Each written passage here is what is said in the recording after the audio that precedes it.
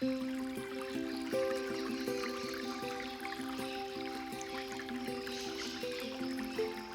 Lord told Philip to go back to Guyana, 64, which he went.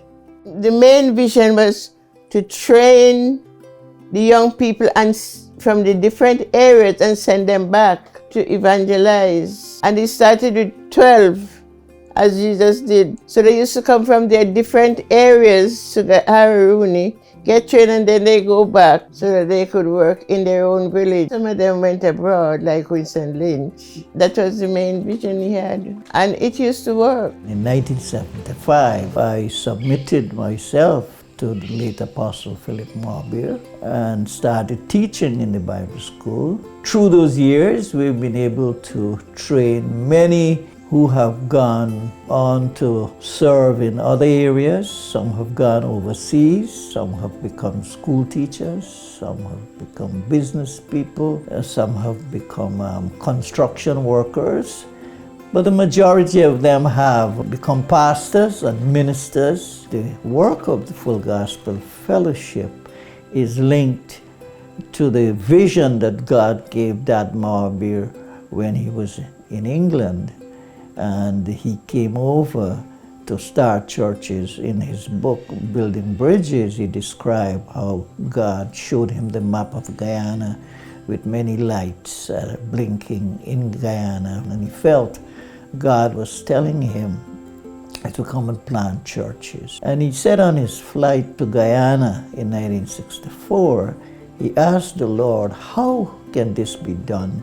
And the Lord directed him to a passage in Joshua, I think it's chapter 3, that says they must choose men, train men, send them out, go with them. And we have been working with that vision over all these years. In Suriname, in French Guyana, in Venezuela, in Brazil, right in our area here, in the Caribbean, in Trinidad, in Barbados, in St. Martin, in St. Lucia, in Dominica, in the UK, in Ghana. We have lots of our brothers and sisters in the United States of America, and a lot of them have their own churches. We want to continue the thrust of training men and women. How was the training school? How did you run the training school?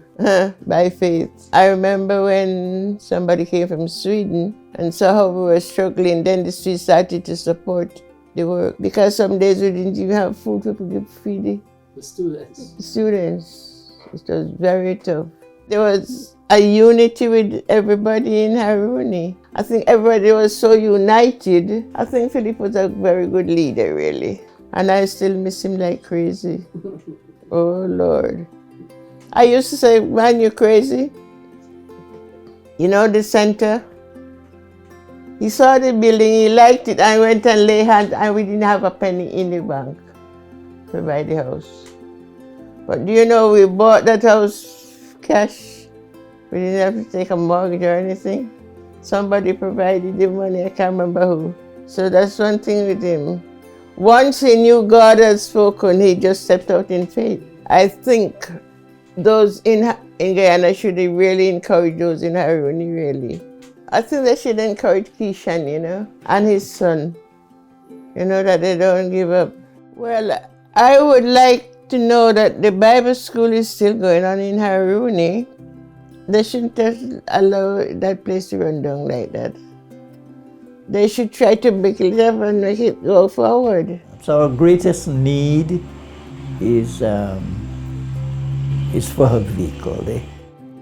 The second need is to support our students' tuition fees, because a lot of the students that we have been able to attract of recent have come from the interior locations where their economics is very limited.